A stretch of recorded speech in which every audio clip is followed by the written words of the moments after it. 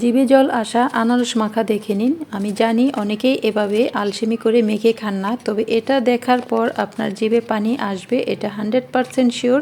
আনারস ছিলে নিয়েছি, এবার এটাকে আমি ছোট করে কেটে নেব। একটা কাঁচামরিচ দেব, যে যেমন ঝাল পছন্দ করেন সেই মতো মরিচ দিতে হবে। সাথে ধনেপাতা কুচি বা পুদিনা পাতা কুচি থাকলে দিয়ে নেবেন।